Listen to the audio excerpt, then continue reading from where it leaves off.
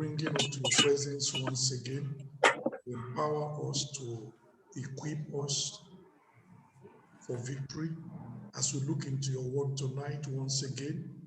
Oh Lord, grant us insight that puts us on the platform of dominion in Jesus' name.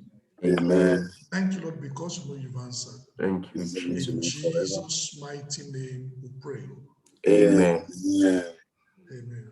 Amen. For those who are joining us for the first time, the outline for the message of tonight is on the chat so that you can download and follow as you move on. So the outline for the chat is on the, for the message is on the chat.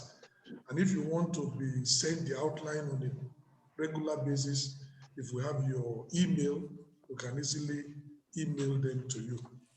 Last week, by the grace of God, we looked at the message, the benefits of failure.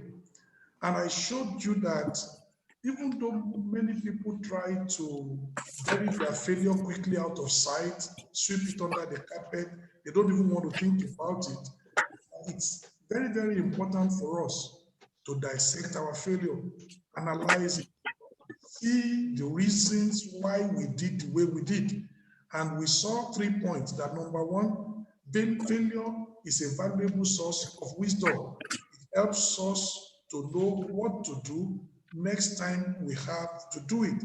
We saw that it can help us to rigorously examine the assumptions we have made that led to the decisions we made and led to the actions that we took that didn't work out well. So it helps you to rigorously examine your assumptions. Number two, it helps you to be more thorough and rigorous in your thinking, in your planning for the next assignment that you are going to do. And then we also saw that failure is a veritable stimulus to watchfulness. It makes us to be more careful, to be more watchful, to pay attention to details. And number three, failure can motivate us, impel us, compel us on the path of winning.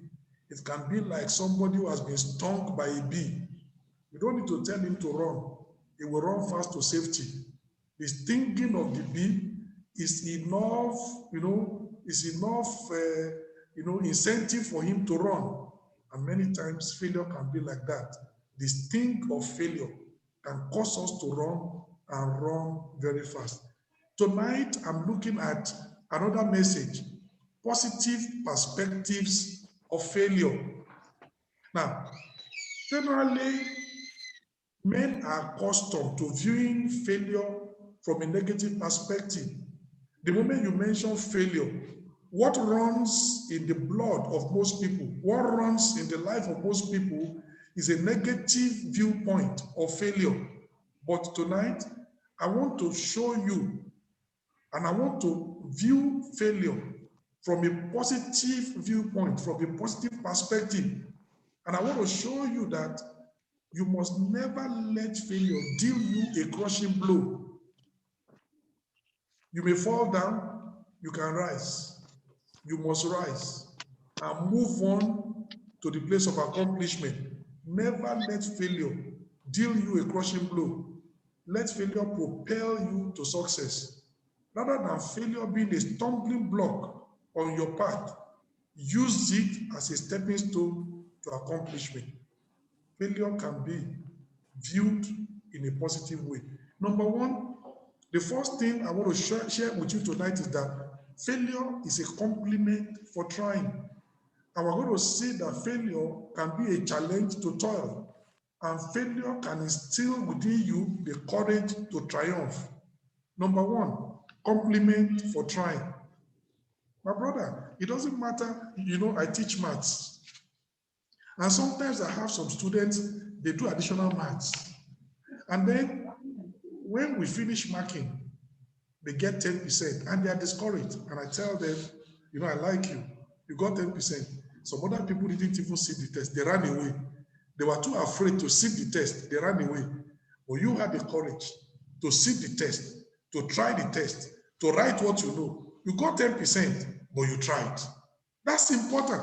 Failure is a compliment that you tried. It's a compliment that you made an effort. Do you realize that some people didn't even put any effort? Some people didn't even try. And they didn't try, they didn't make any effort. There are a number of reasons for that. You can't pigeonhole everybody in the same box. Some people didn't try for this reason.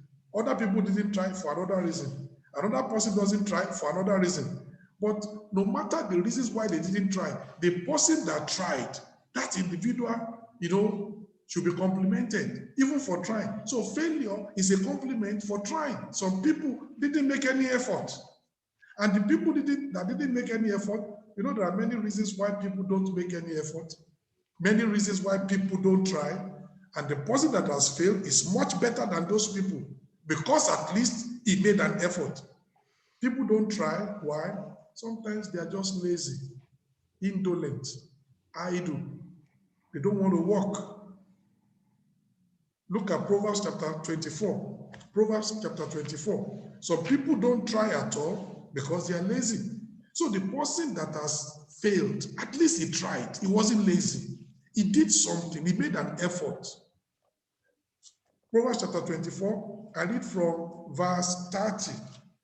The Bible says, I went by the field of the slothful, and by the vineyard of the man void of understanding. And lo, it was all grown over with thorns, and nettles had covered the face thereof, and the stone wall thereof was broken down.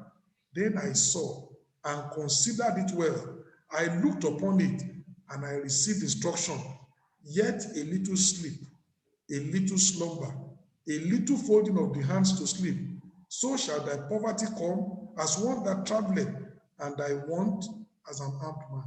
When somebody is indolent, a little sleep, a little slumber, a little idleness here and there, that person cannot achieve anything. Progress will pass the individual by. Accomplishment will just be telling the person, ciao. Very, very important. So some people do not make the effort because they are lazy, because they are indolent. But you know what Paul said in 2 Thessalonians chapter 3, don't open because of our time. Paul said, if anybody does not work, that person also has no right to eat. So even in the church, there are people that are lazy, indolent, idle, not doing anything, not making any effort. The person that has failed should be complimented. That at least he tried. He made an effort. Number two, some people don't make an effort because of the fear of danger. Proverbs chapter 26, where you are, Proverbs 26, look at it from verse 13. The slothful man said, there is a lion in the way. A lion is in the streets. As the dog turneth upon his hinges, so does the slothful man slothful upon his bed. The slothful hideth his hand in his bosom, it grieveth him to bring it again to his mouth. The sluggard is wiser in his own conceit than 7 men that can render a reason. This is somebody, a lion is in the street. If I go out, the lion will kill me. Afraid, danger. And some people are too afraid of danger to their life that they refuse to take a risk and venture out. Like this individual, even if there is a lion in the street, take a risk and venture out. Even if there is a possibility of failure, take a risk and venture out. Some people don't do anything because they are not ready to take risks, fear of danger. But do you know what? Look at what I've written on the outline there. One of the greatest risks in life is for you not to take risks. It's risky not to take risk.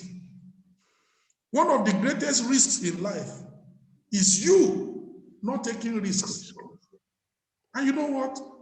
Some people are going to come to the end of their life and they will look back. They have not achieved. But my brother, if you have taken a risk and tried that project, you could have been a mega success.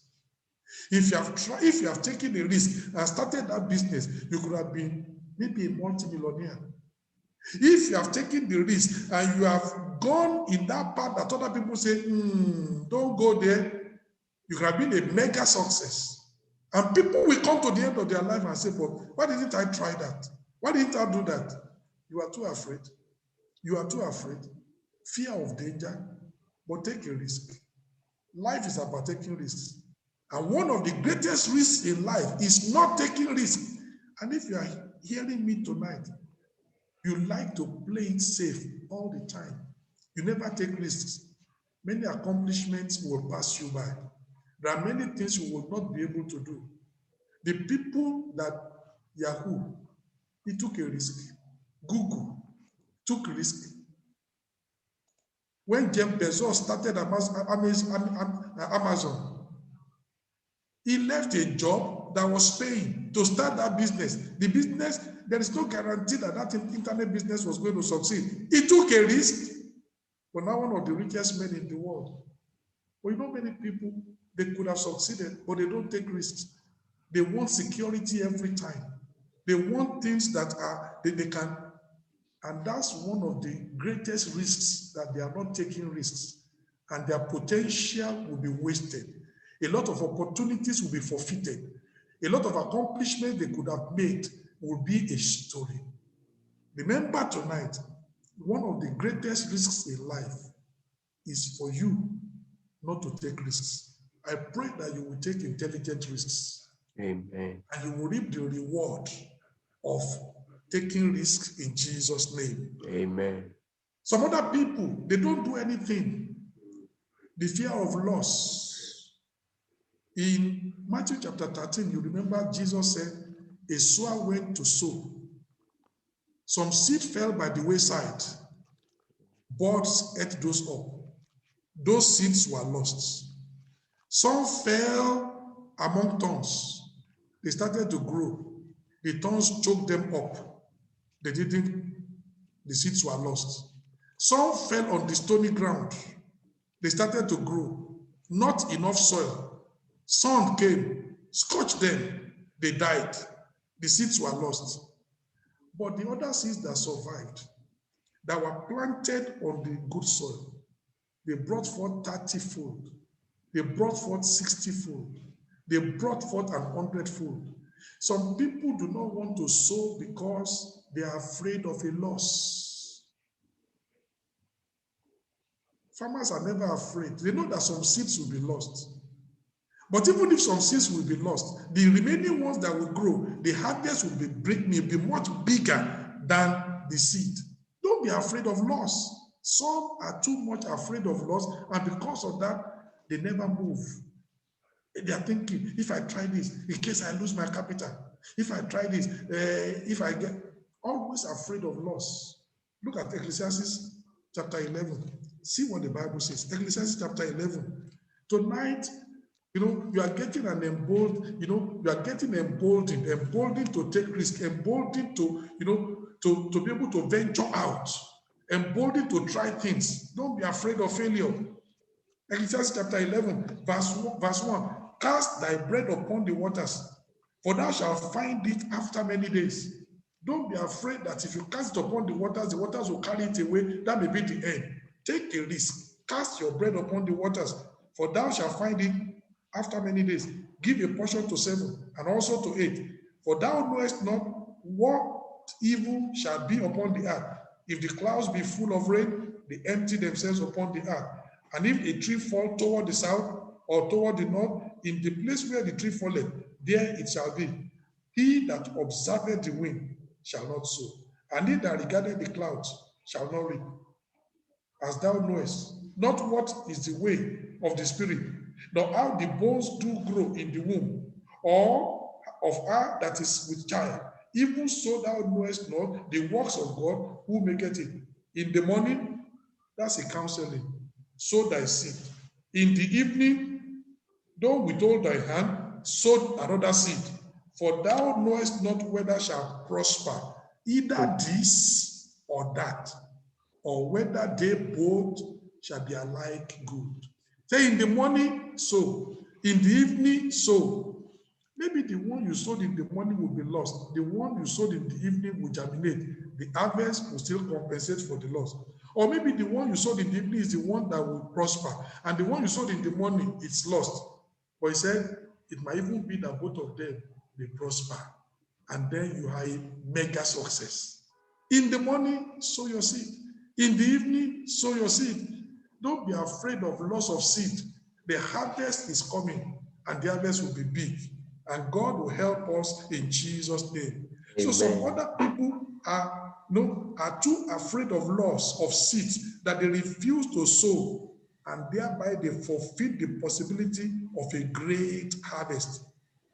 Of course, take appropriate caution, take appropriate measures to avoid a failed harvest, but take a risk and sow. When you read in Jeremiah chapter 4, verse 3, it says, don't sow among thorns. It will be foolish to sow among thorns. Take precaution, clear the thorns, prepare the ground. But even after you have cleared the ground, prepare the ground, do everything, there's still possibility of the loss of some seeds. But don't worry. You are not going to lose all the seeds. The seeds that get lost, they are lost. The one by the wayside is lost. The one on the stony soil is soil. The one, on the thorny soil is lost. But the ones that will fall on the good ground, the harvest they will produce, you will be happy. Don't be afraid of loss. That's why some people never take action. Number 4, there are some people, their own is the fear of the future. Why are you afraid of the future? Why are you afraid of the future? Look at Isaiah chapter 22, verse 13. Some people are afraid of the future, and because of that, they are not working. They are not making any effort. How do you expect to succeed if you never make any effort? Isaiah chapter 22, I read verse 13. These people said, and behold, joy and gladness, slaying oxen and killing sheep, eating flesh and drinking wine. Let us eat and drink, for tomorrow we shall die. For tomorrow we shall die. You know these people, they are wasting their today in idleness, in indulgence.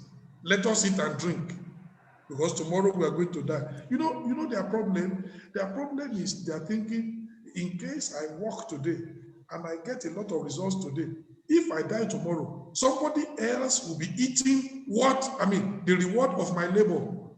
Oh, if you die tomorrow, you leave it for your children, their lives will be better. You leave it for the community is more enriched. But work anyhow. But these individuals, the fear of the future, some people are too afraid of the future. They are not happy leaving the fruit of their labor for others to enjoy. They loathe leaving the harvest of their effort for the next generation. They therefore waste away today in idleness and indulgence. Let's just, instead of working today, let's eat and drink. Instead of working today, let's waste away our time. Anyway, tomorrow is not going to come. Tomorrow we die. And the problem is when tomorrow they don't die, now they begin to suffer in poverty because they do not have the resources to keep life going. They've wasted today. Because of fear of tomorrow, let's eat and drink today, for tomorrow we die. If you don't die tomorrow, then how do you fund tomorrow? You have nothing to fund tomorrow. And some people don't work because of that. The little they have accumulated, they are going to blow it away. Say, I can't leave anything to anybody. Why should I work and then somebody else will be enjoying it after I've gone? Let me blow everything. And they always suffer in life. Wrong mentality. Some people are like that. Number 5, why is it that some people do not even make an effort? Fear of enemy activity. Oh, Satan will do this. Satan will do that. Satan is always doing what he wants to do. Leave Satan. Even when God asked Satan, where are you coming from? He said, I'm coming from walking up and down the earth and from going up and down in it. He is the greatest walkabout, that the world has ever known. Satan is the greatest walkabout that the world has ever known. Going up and down in it, walking up and down in it. And it's not doing anybody any good. And God said, in your walking about, in your going up and down the earth and walking up and down it, have you seen my servant Job? Said, yes. I tried to just do him evil, but I couldn't. I saw that you built a net. Satan is always doing that. So why are you afraid? And until Jesus comes, he will continue. Some people, they are not living their life because Satan will do this, Satan will do that, Satan will do that. Satan is loose. And he will do evil that he wants to do. But you go ahead and live your life. Go ahead and enjoy your life. Go ahead and accomplish what God has given you. Genesis chapter 26. So some people are not making any effort because of the fear of enemy activity. Genesis chapter 26. Let me read to you from verse 14. And if you are in this category, you need to shake up yourself from tonight and begin to make an effort and begin to take action. Genesis 26, verse 14. For he had possession of flocks and possession of herds and great store of servants, and the Philistines envied him. This was Isaac. He was living in an hostile territory. Verse 15. For all the wells which his father's servants had digged in the days of Abraham, his father, the Philistines had stopped them and filled them with earth. The inheritance he got from his father. And you know the wells were important for them because where they were living, you don't have running rivers and such. So they dig wells. It's from that well they will water their flock, give them drink. If you don't have well, all your flock will die off. And the Philistines filled those wells with earth and stopped all of them, and the wells were useless. Enemy activity. Did this stop Isaac from making effort? Verse 16. And Abimelech said unto Isaac, go from us, for thou art much mightier than we. Verse 17. And Isaac departed from thence and pitched his tent in the valley of Gerar and dwelt there. And Isaac digged again the wells of water which they had digged in the days of Abraham his father, for the Philistines had stopped them after the death of Abraham. And he called their names after the names by which his father had called them. And Isaac's servant digged in the valley and found there a well of springing water. And the herdmen of Gerar did strive with Isaac's herdmen, saying, the water is ours. And he called the name of the well Esek, because they strove with him. And they departed, and they digged another well, and strove for that also. And he called the name of it Sitna. And he removed from thence, and digged another well, and for that they strove not. And he called the name of it Rehoboth, and he said, for now the Lord had made room for us, and we shall be fruitful in the land. Don't allow enemy activity to stop you. Hostile activity of the enemy, trying to waste your inheritance, trying to waste your assets. The more the enemy intensifies his effort, the more you should intensify your effort. He dug a well, they took it away. He dug another one, they took it away. He dug another one. He just continued. He didn't allow enemy activity to stop him from making effort. Some of us, because of the evil that Satan will do and the agents of Satan, we have stopped making efforts. Then how are you going to succeed? I pray that tonight, if you are in that category, you're going to rise up once again and do something in Jesus' name. Amen. Then you know some other people, they are not doing anything and they always invent excuses why they are not making an effort. Excuses why they are not trying. Excuses why they cannot do anything. And those excuses are vain excuses. They are stupid excuses. You know, look at the scriptures in Matthew chapter 22. Let me show you something. Matthew 22. Let's read. Matthew 22 from verse 1. Matthew 22 from verse 1. It says, and Jesus answered and spake unto them again by parables and said, the kingdom of heaven is like unto a certain king, which made a marriage for his son, and sent forth his servants to call them that were bidden to the wedding, and they would not come. And again he sent forth other servants, saying, tell them which are bidden, behold, I have prepared my dinner, my oven, my oxen and my fatlings are killed, and all things are ready. Come unto the marriage. But they made light of it and went their ways, one to his farm, another to his merchandise. And eventually, if you read this story, and you read the parallel story in Luke chapter 14, When they went to the first one and said, the dinner is ready, the master said, I should come and call you. That one said, well, you know what? I've just married. I've married a wife. I cannot come to the banquet. What a stupid excuse. You are invited, yes. Now that you have married, you cannot leave your wife at home. Come to the wedding, come to the banquet with your wife. The host will know you have just married, you cannot leave that wife at home. The second one, the master said you should come. Say, no, you know what? I've just bought a land and I'm going to inspect the land. Stupid excuse. Do you buy a land before you inspect it? How about if they sold you a nuclear dump? How about if they sold you a nuclear dump? A waste. You have bought the land and now you are going to go and inspect it. What a stupid excuse. And you think that one, somebody will, he cannot. Another one, he said, I bought some oxen. I want to go and try it. How about if they sold you oxen that cannot work on the farm? Weak. Do you buy an oxen before you go and see whether they can do the work you want to do? They were just useless excuses. If you read them, all the three excuses were useless excuses for avoiding duty. Useless excuses. I've bought a ground, I've got a land, I want to go and inspect the land. How can you buy a land before you inspect it? I've bought some oxen, I want to go and test them. How do you buy an oxen before you test them? They were just useless excuses. And sometimes that's what happens. Some people are not doing anything, but they are inventing vain excuses. And they think that some people will be bamboozled with those excuses. Don't be part of those people. Don't make excuses.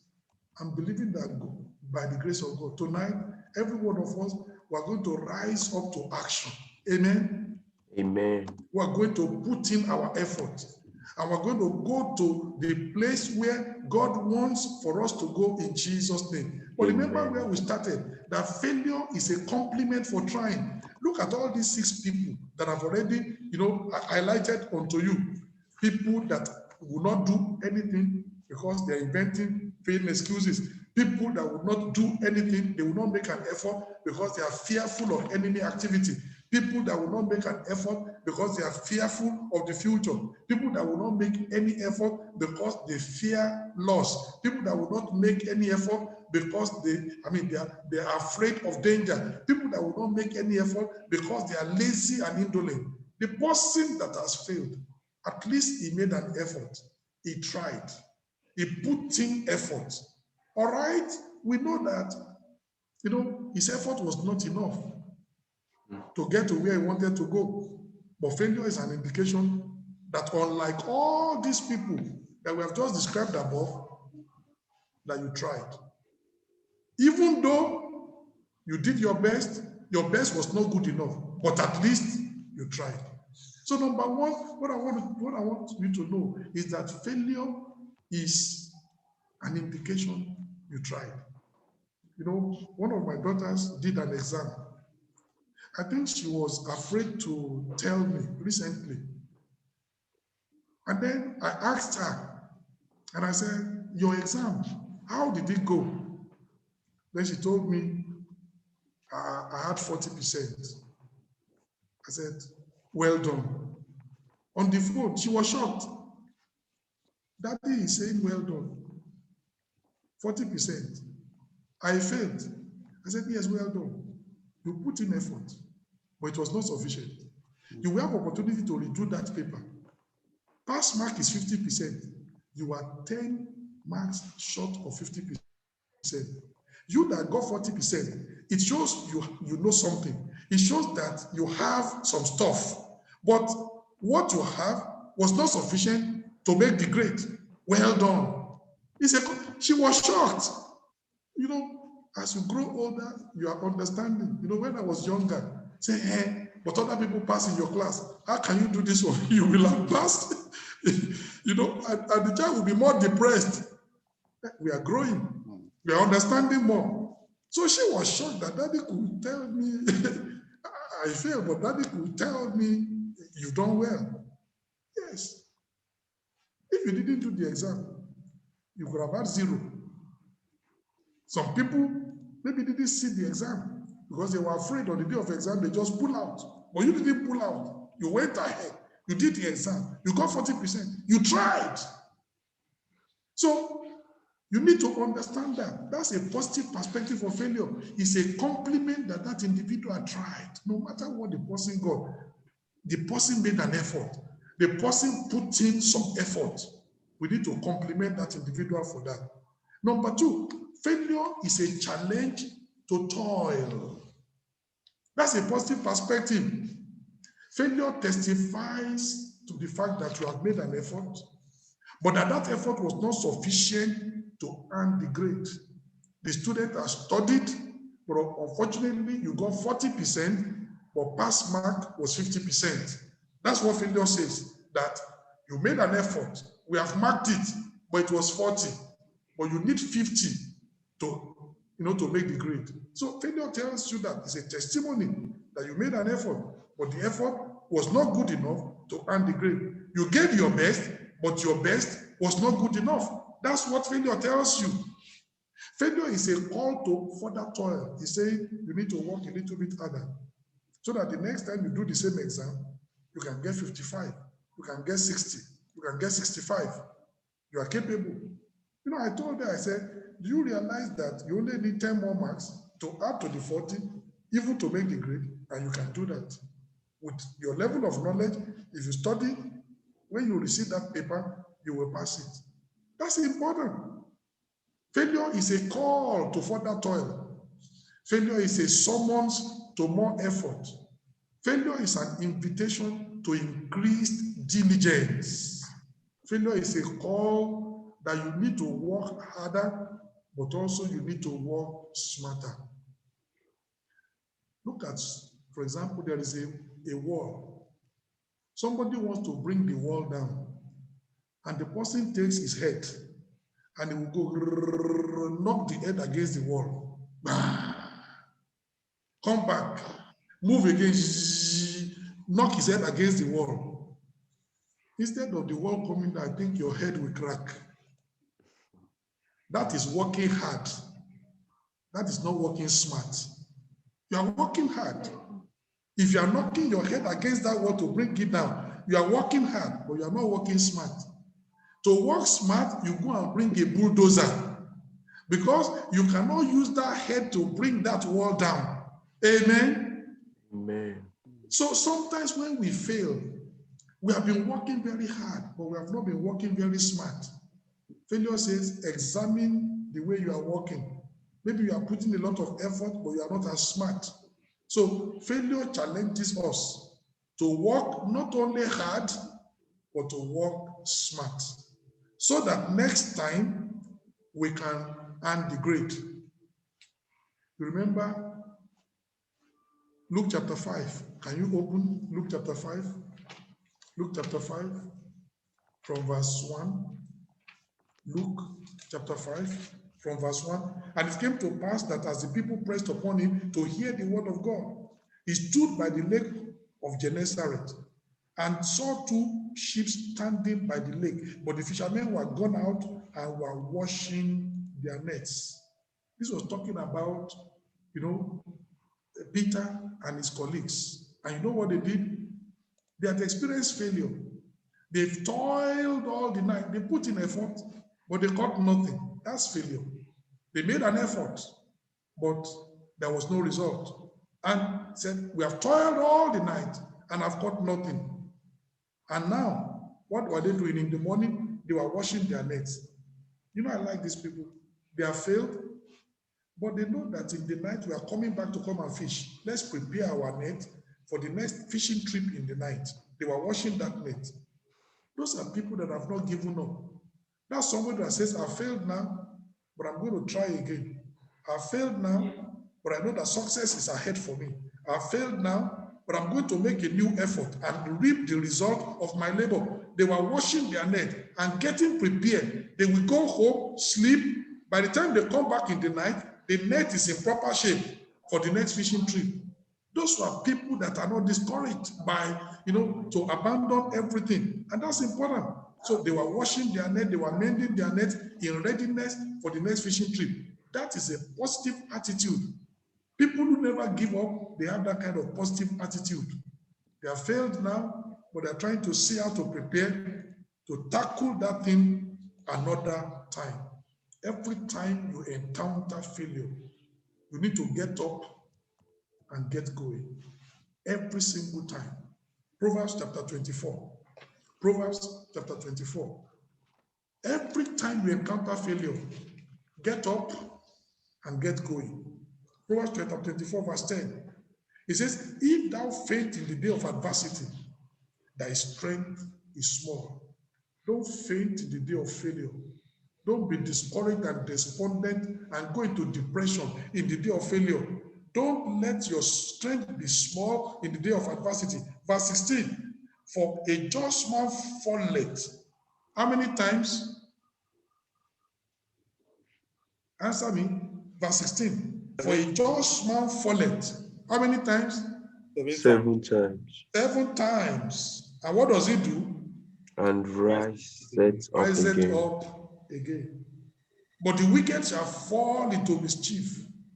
Without the possibility of rising up, it's destroyed forever.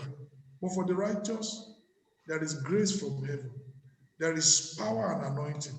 There is support from on high to raise you up and to help you, to move you on to your destiny. Amen. Just man, falleth 7 times and riseth up again.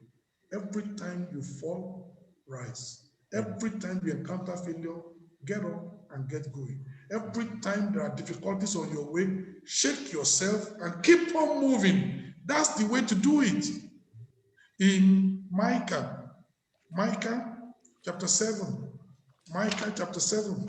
And sometimes there are people that rejoice when we fail. They're like our competitors. They're like people that, they don't want us to succeed. And Micah is saying, if you are one of those people, you don't want me to succeed, but let me tell you, I'm going to succeed. Micah chapter 7, in verse 8. He says, rejoice not against me, oh my enemy. You are looking for my downfall, and every time I fall and fail, you are happy.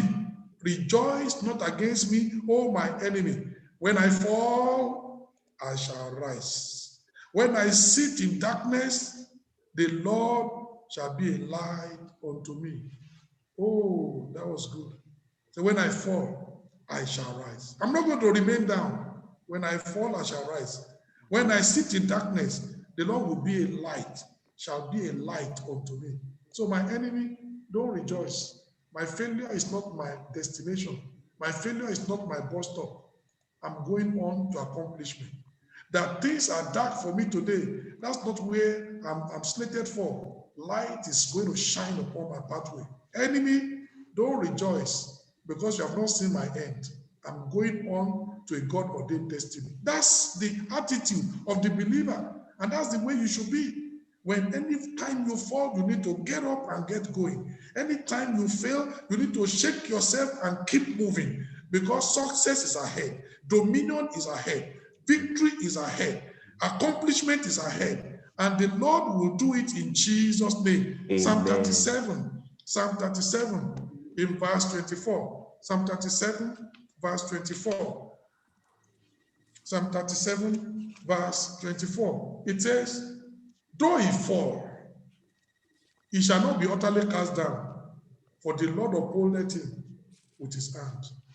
My brother, though you fall, it's not going to be your end.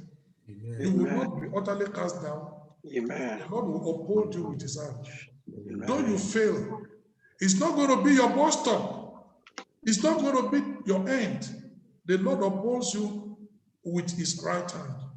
And success will come, even in that same place where you have failed before, in Jesus' name. Amen. So remember that tonight, that every time you encounter failure, you need to rise up and get going. Double your effort every time you lose a well to the opposition. Be like Isaac.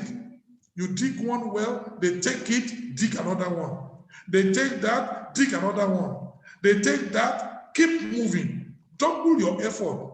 Don't let enemy activity slow you down. Move on. One day that enemy activity will stop. The enemy will be fed up. The enemy is frustrated. He says, if I begin to get this one will dig 100 wells, let's leave him alone. One day the enemy will be tired of you and just leave you to do your stuff. Move on. Don't be stopped by enemy activity. You know, we have planted churches. We planted church in Bergamo, and that church did not survive. Things were tough. We came back. We replanted. 2 years later, we went back to that territory. Today, we have a thriving church in that city. We didn't give up. We didn't give up. First time we went into the city, we failed. We couldn't establish the church. Things didn't work out. We came back. We regrouped.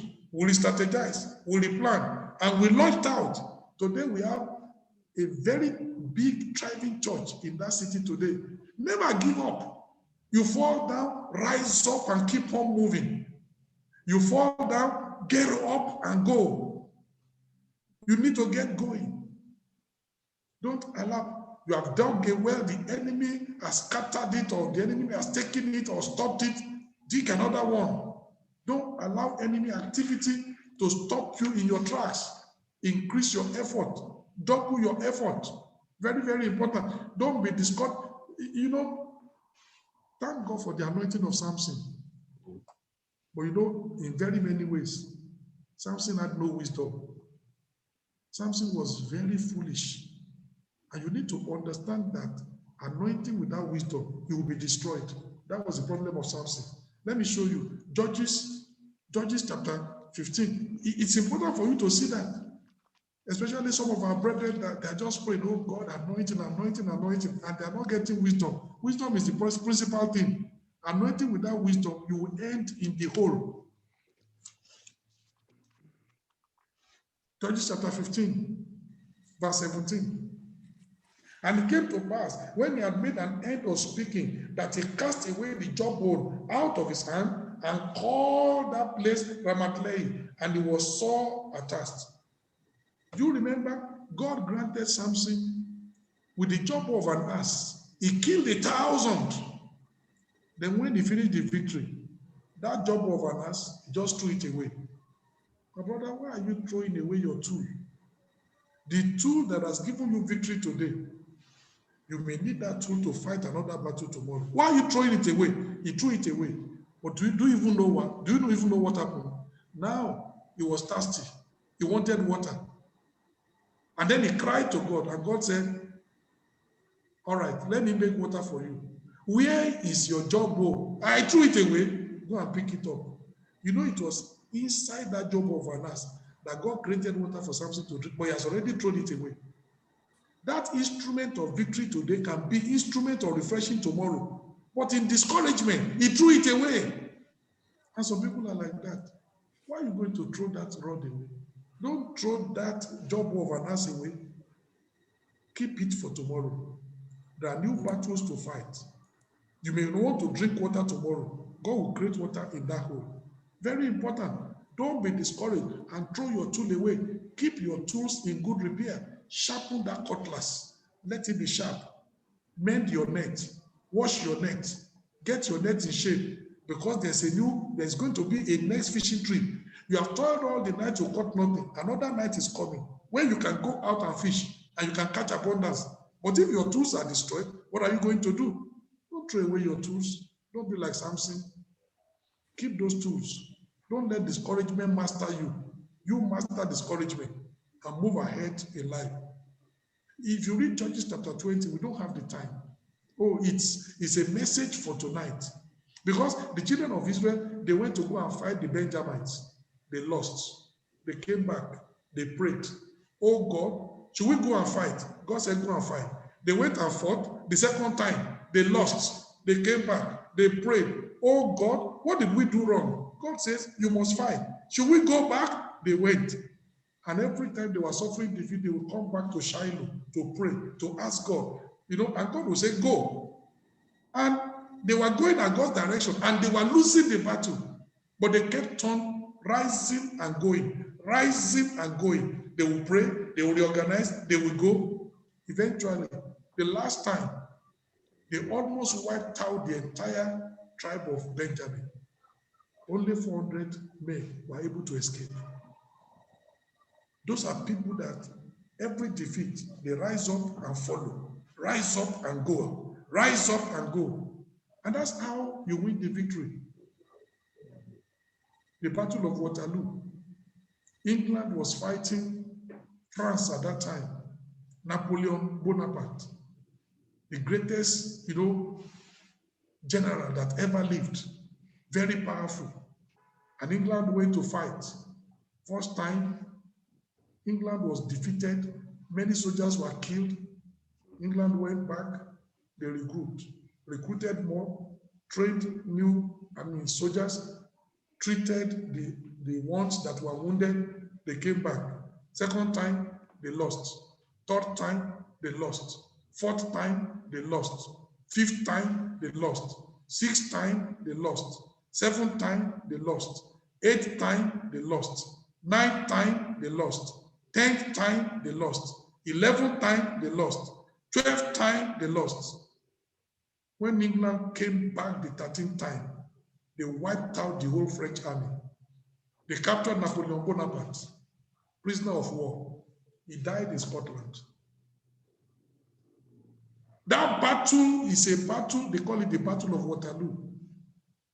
Today, when they use it as a kind of, an idiom, that I hope you have not met your Waterloo. What he's saying is that I hope you have not met a defeat from which you can never rise. They wiped out the French army. Possibility of rising was not there. But the 13th time, 13th time. Look at that determination. Look at that perseverance. Look at that persistence.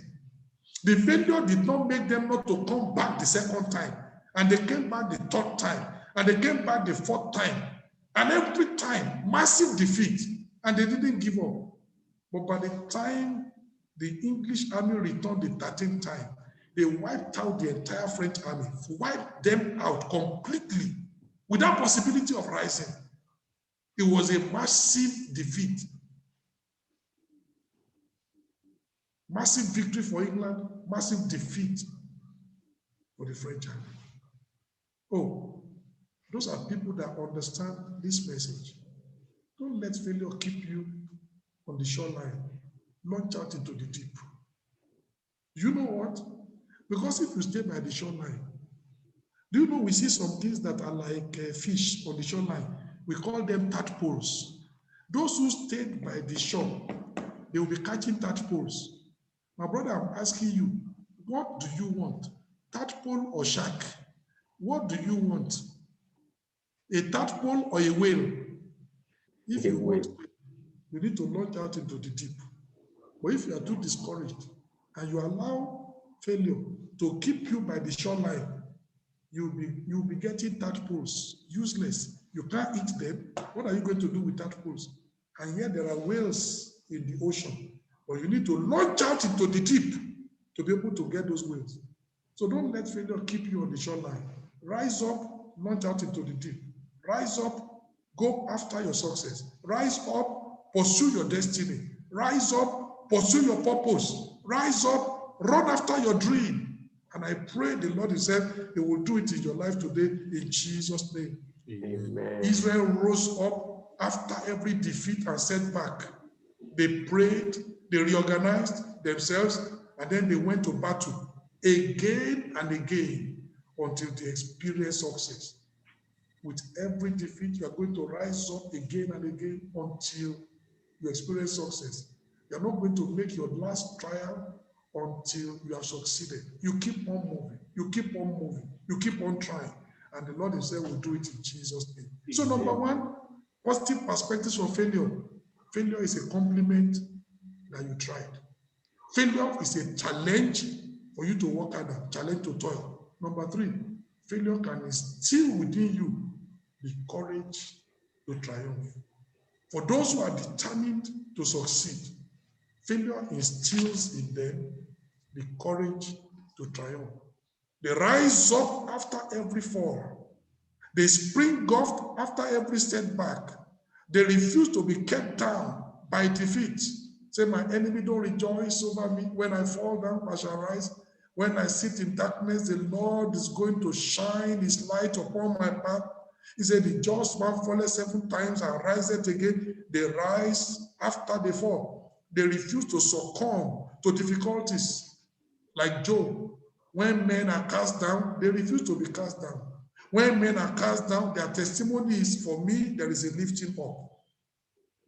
Like Paul, there is a lot of trouble, hunger, famine, peril of robbers, peril among brethren, in this and in that, persecution, tribulation, a lot of problems surrounding you. But Paul said, we are more than conquerors. The people that succeed, you know what? They refuse to succumb to difficulties. They refuse to succumb to hunger. They refuse to succumb to tribulation. They refuse to succumb to persecution. They refuse to succumb to any kind of defeat. They say, no, I'm going to overcome. I'm going to the place of destiny. The place of destiny is the place of accomplishment. I cannot take this kind of performance. They rise up and they keep moving. They rise up and they do something specific with their life. And I'm praying that you're going to do the same in Jesus' name. These people, they forget the failures of the past. They reach forth to the prize of the high calling of God in Christ Jesus, like Paul, forgetting those things that are past. The failure of the past, you forget it. You reach forward to the success that lie ahead. You reach forward to the victories that is beckoning to you. You reach forward to the place of accomplishment, and you are not looking back. Failure is at your back. Success is in your front. You are pursuing. These are the people. That's what failure does. You forget the failures of the past. You reach forth to the potential successes and the beckoning victories that lie ahead. You know, like a pastor that is here from Turkey is the one that said that in one meeting. You know, we had a big problem in Italy, and we were trying to solve that problem that day. And we were discussing, you know, people were, you know, there was no way. And then he rose up and said, we must never allow our setback to make us to sit back. We must prepare for the comeback. And I tell you, with that quotation and that encouragement that day, we didn't allow our setback to make us to sit back. We prepared for the comeback. And the church came back strong. And the church came, and I'm telling you tonight also, don't allow your setback to make you to sit back. Prepare for the comeback. You have failed, yes, you can succeed where you have failed. You remember the case of Joshua and children of Israel? They suffered defeat at Ai, but they didn't allow that setback to make them to sit back. They prepared for the comeback. Chapter 8, they came back to fight Ai. It was a massive success. It was a massive victory. And I'm telling you tonight, don't allow your setback to make you to sit back. You must prepare for the comeback. That is what we learn from failure. Failure teaches us a lot of lessons. Failure teaches us how to rise up. Failure tells us, well, put in more effort. Success is ahead. And then it gives us the courage to triumph where we have failed before. The defeat at Ai must instill in us the courage for the comeback. And we must record a famous victory where once we suffered defeat. That where you have failed before, you decide you're going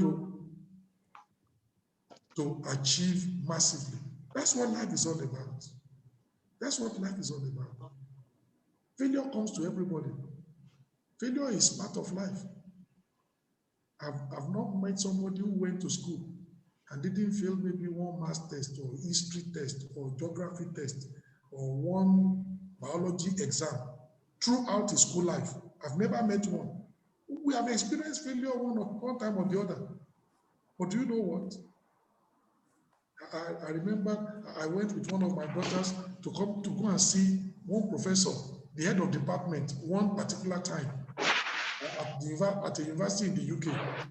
And that professor was saying, you know, during my first year in university, I almost failed. It It was so difficult for me. I was struggling. And yet he was a professor at that time. But people would have thought that this is a genius. He said, hey, my first year in the university, I almost failed. I always came through by chance. And yet at the time he was talking to me, he was a professor. But there are professors, some of them have failed before. There are great men, some of them have recorded failures. But you know why they are great men today? You know why they became professors today? They didn't allow their failures to make them to sit back. They didn't allow their setback to make them to sit back. They didn't allow the difficulties they encounter to make them to be depressed and give up. They rose up and followed. They rose up and pursued. They pursued accomplishment. They pursued success. And that's why today they are massive successes. And I believe that by the grace of God, you also will be a massive success. Amen. That all the purpose and plan of God for your life, they will be accomplished in Jesus' name. Amen. Remember the message of tonight, positive perspectives of failure. Number one, compliment for trying. Number two, challenge to toil. Number three, courage to triumph. Let's rise up and pray and tell the Lord that will help us. Have you experienced failure in one area or the other? My brother, take courage. You can experience success where you once experienced failure. Things can change and things must change. The Lord can help you. The Lord can empower you. Things can begin to develop in your life. Great and mighty things can begin to happen. Begin to tell God and say, God, tonight, the things you have shared with me, have you failed in one place or the other? You can succeed, my brother. You can succeed, my sister. It's not the end of life. God has a great and mighty plan for you that can be achieved, and that will be achieved in the name of Jesus. Begin to tell God and say, God, tonight, the things you have shared with me, I want it to be a permanent part of my life. Take me to the place of destiny.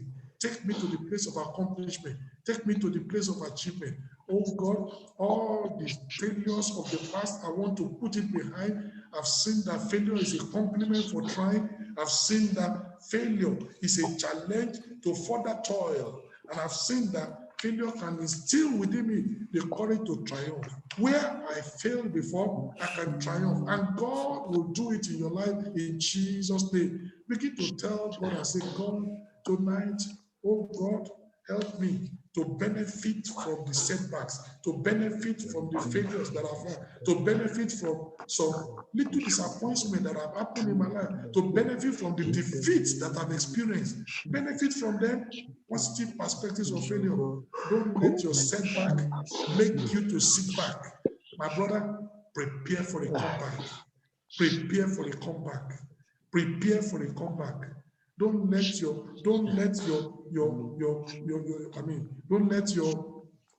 setback make you to sit back.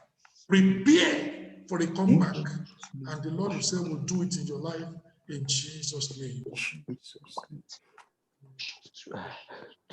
In Jesus' mighty name, we pray. Amen. Heavenly Father, we just thank you tonight as we have looked at the positive perspectives of failure. If there is any of us here tonight that is experiencing failure, or those who have experienced failure before,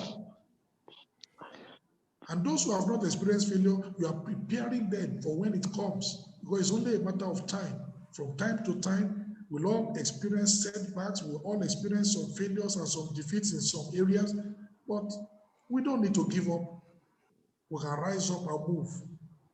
Though a righteous man falleth 7 times, yet he will rise up every single time and keeps on moving until he gets to the place of destiny.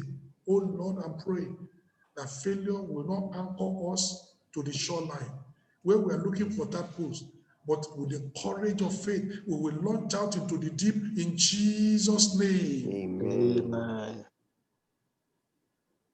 Anytime we fail, let it be an encouragement that at least we tried. Amen. It's an indication we made effort. Well, the effort was not sufficient to earn what we wanted, but we made effort. then we can rise up and put in more effort, work smarter, work harder, and then get to the destination. But oh Lord, we will never give up in Jesus' name. Amen. Amen. That every failure and every defeat we'll encounter will instill within us the courage to triumph in Jesus' name. Amen. Israel and Joshua, they did not allow the defeat at Ai to stop them in their track. They programmed, they reorganized, they prayed, they sacked themselves, they cleansed the house, and then they launched out again. And chapter 8, they experienced massive, massive victory. So will our own experience be in Jesus' name. Amen. That as we rise up after every defeat and keep moving, we will experience great and tremendous triumph where we failed before in Jesus' name. Amen. Empower your people for victory. Amen. Equip and enable them for accomplishment. Amen. Thank you, Lord, because we know you've answered. Thank you, Jesus. In Jesus' mighty name, I pray. Amen.